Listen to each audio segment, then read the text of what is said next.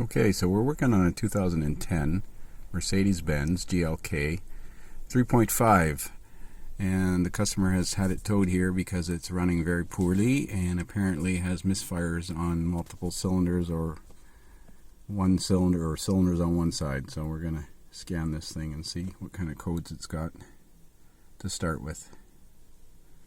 Let's do a network code scan.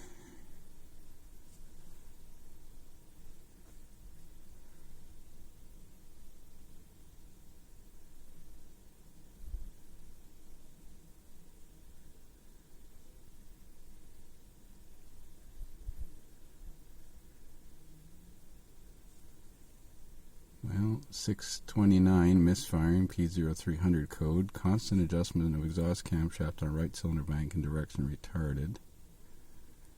Misfiring on cylinder 1, 3, and 2. 1, 2, and 3. I wonder if those are all on the same bank.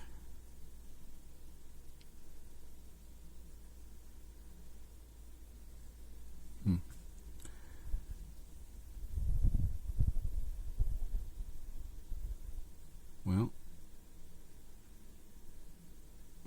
still scanning the rest of the computers on the network. I'm not sure if the cylinders are numbered 1, 2, 3 on one side, or if they're numbered 1, 3, 5. We'll have to find out.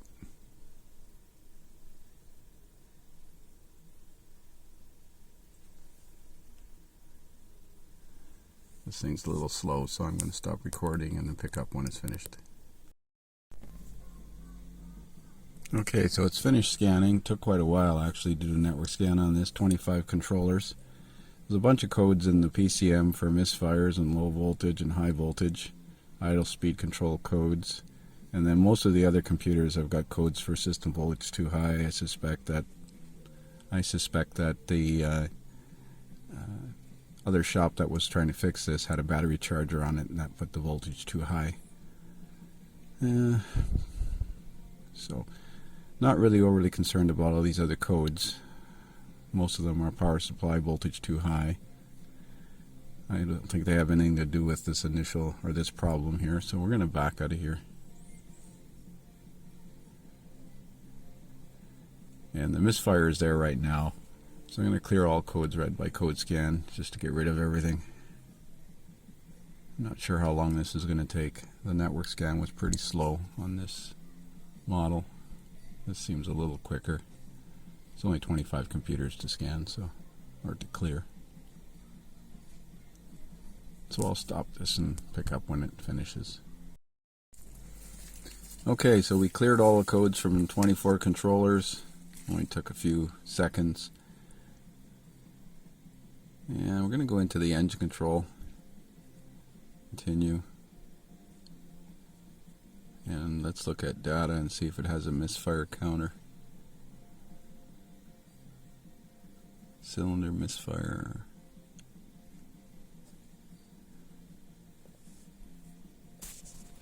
So it has live cylinder misfire count, so I'm going to start it up now and see what's going on.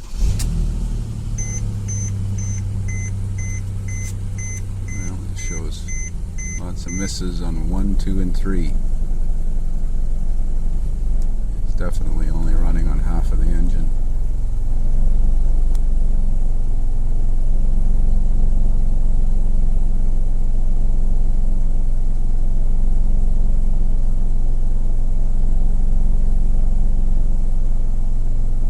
Wonder if it's got a stuck cam timing solenoid or something.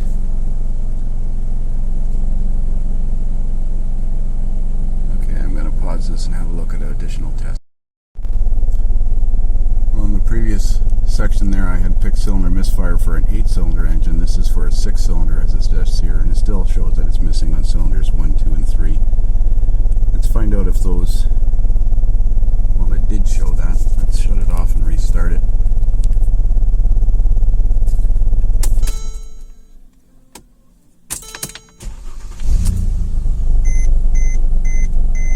Seems to count up to a limit and then stops.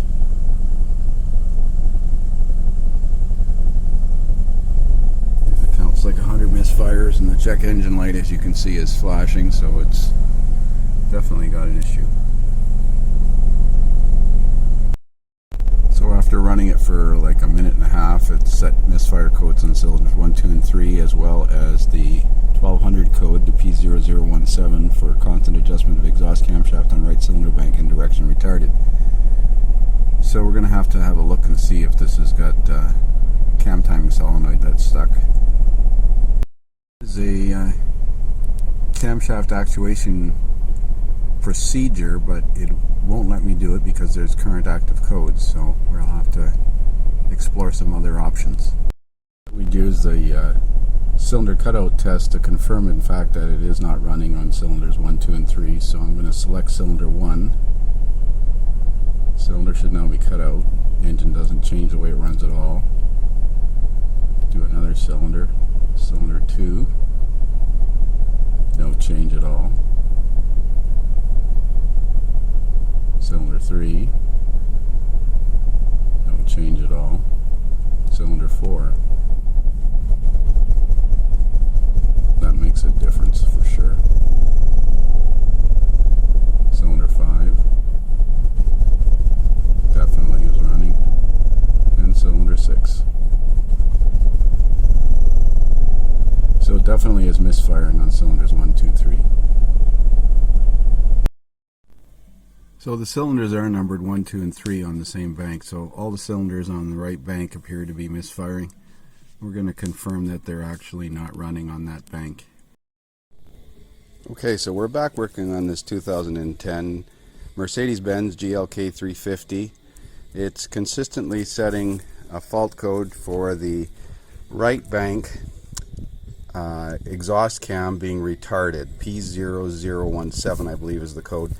But there is no code for the intake cam. Now, the timing chain drives the intake cam, and then the intake cam exhaust cam is gear driven to the intake. Well, they have a lot of problems with balance shaft gears wearing out and the chains slipping and jumping and stuff like that. So I've turned the engine to 305 degrees before top dead center. There's a mark on the balancer. You can't see it unless you get in there with a mirror. I've marked it with a yellow paint dot, and there's a mark or a ear on the timing cover that it's lined up to. When it's in that position, I'm going to turn the lights on here. Try anyway.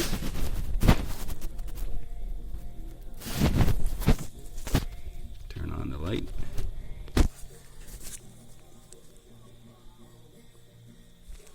For some reason the light doesn't want to work on my phone here, so I've got the trouble light here.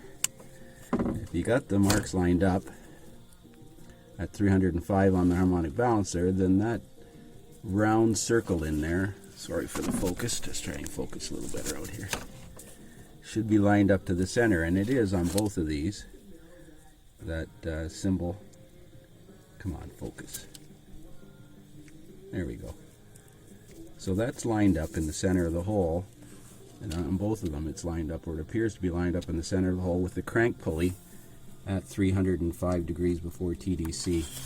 And like I said, there's a pointer down at the bottom down here, very difficult to see, but I turned it and marked it, and there's a ear, you can see that ear on the timing cover. So statically this engine seems to be timed, so I'm starting to think we have a problem with the cam phaser control or hydraulic control solenoids. I'm going to try swapping these solenoids from the intake to the exhaust. I was going to switch it with this one, but that would mean taking the power steering pump off. All four of these control solenoids are supposedly the same, so I'm going to switch with the intake cam on this bank and see if the problem follows it. Switches to the other fault code. We'll give it a try. Okay, so I have the two solenoids off. The exhaust solenoid, I labeled it so I wouldn't mix them up, and the intake solenoid. I'm not 100% certain how they work, but I obviously control oil flow. This one, this little needle valve or ball valve here was stuck out when I took it off, and when I pushed on it, it clicked and it popped back in. This one's definitely in more. I'm going to try energizing these things with 12 volts and see if they click. Get back. Okay, so I have the exhaust cam timing solenoid out. When I took it out, I swear this little plunger was stuck partially out. So I pushed it in and it clicked back in. So now I'm going to energize it with a jumper wire. And you can see that it's moving nice and free now. It falls back down to the same spot. The intake one does the same thing. So I think the solenoid might have had a piece of debris or something stuck in it. The other thing I notice here, looking at the front of this camshaft here, is there's a spring-loaded spool valve in here on each one of these. Now I noticed the movement on the intake one is roughly, I'm going to say, just estimating 1/4 of an inch. But the exhaust one was only moving originally about 1/8 of an inch until I grabbed it with a pair of pliers, like so, and pulled it out. Now it seems to be moving nice and free. So I'm wondering if that might have been stuck. Judging by the oil in this thing, it could certainly use a little bit more routine or periodic services, so it probably needs an oil change, but there might be some gum resin clogging up the spool valve in there. So I'm gonna switch the two solenoids, the intake and the exhaust. I've marked them. This one's now going to go on the intake or exhaust side, which is this, and we'll see how it runs afterwards. It's pretty straightforward. That just bolts on there like that, so we'll come back later. Okay, so back on this 2010 Mercedes, we're going to clear the codes from the engine ECU, and we're going to go into data, and we're going to go into Misfire Data, this time for a 6-cylinder engine, and start it up now and see if we get any misfire counters now with the cam solenoid swapped and cleaned.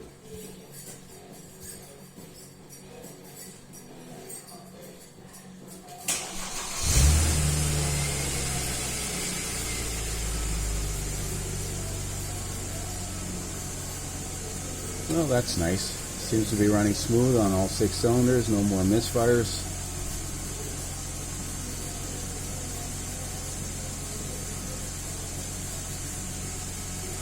Let's pause this and we'll save this data.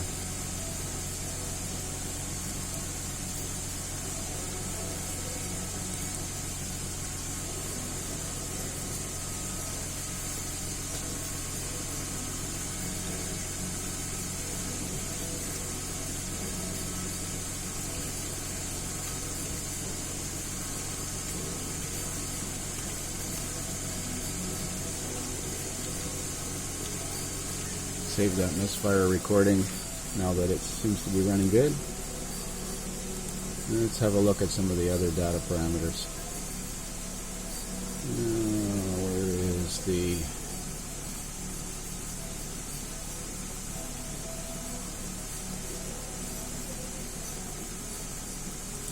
Let's do test values at no load operation. Left exhaust cam is -20.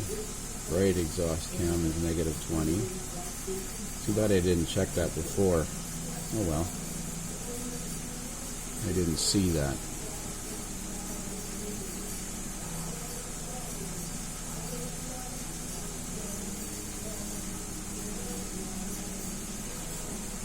Well, looks good. We'll go for a road test, see how it runs.